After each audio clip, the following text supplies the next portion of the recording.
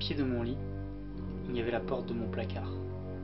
Une grosse porte en bois, pas une porte de placard ordinaire, plutôt une porte d'appartement. C'était peut-être le cas avant. Le bâtiment est vieux, les apparts sont trop petits. Bref, cette porte se coinçait tout le temps. Il fallait tirer dessus pour la faire pivoter. Mais cette nuit-là, couchée sur le dos, alors que je la regardais fixement, elle a commencé à s'ouvrir. Et il n'y avait rien de l'autre côté. Mon placard avait disparu. Il y avait un tunnel à la place. Les parois étaient en pierre, humides, brillantes comme, je sais pas, du charbon mouillé. Il s'étirait au loin. Alors, j'ai vu la main. J'ai hurlé et je me suis redressé d'un coup en reculant. Elle était sortie du sol et a grippé le pied du lit. Ce n'était pas la main d'un humain, mais celle d'une créature, grise, palmée, des doigts comme des couteaux. Puis, une deuxième main est apparue, et la chose s'est tissée sur le lit. Elle souriait.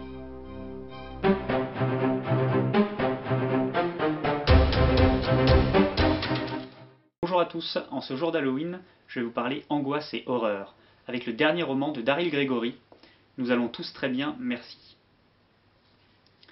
Daryl Gregory est un petit nouveau en France, arrivé l'année dernière grâce au Bélial avec l'excellent roman L'éducation de Stony Mayhall. Celui-ci raconte l'histoire de Stony des années 60 à nos jours. La particularité de Stony, c'est qu'il est né zombie. C'est un roman multifacette, extrêmement riche et intelligent, une perle à lire absolument que l'on soit intéressé par le genre zombie ou non. C'est un de mes coups de cœur de l'année dernière. Daryl Gregory nous revient cette année, toujours chez le Bélial, avec un court roman de moins de 200 pages, dans le genre de l'horreur et du fantastique cette fois. Ce roman, c'est l'histoire d'une thérapie de groupe pour 5 personnages particulièrement traumatisés. Des survivants d'histoires sordides, réunis par une psy, qui pense déceler des points communs dans chacune de leurs expériences, et veut les aider, peut-être pas à surmonter, mais à accepter leur situation. Porté par une narration originale qui ouvre chaque chapitre sur un nous avant de progressivement se focaliser sur un des protagonistes, le récit va dans un premier temps nous emmener doucement à la découverte de chacun des personnages. Au rythme de la thérapie, on découvre les histoires qui ont façonné ces 5 individus meurtris.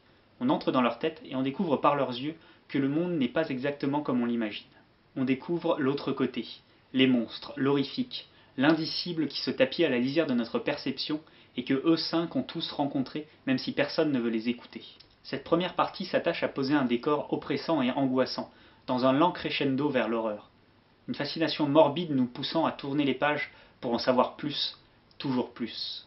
La deuxième partie du roman fait malheureusement un peu retomber toute l'ambiance construite depuis le début.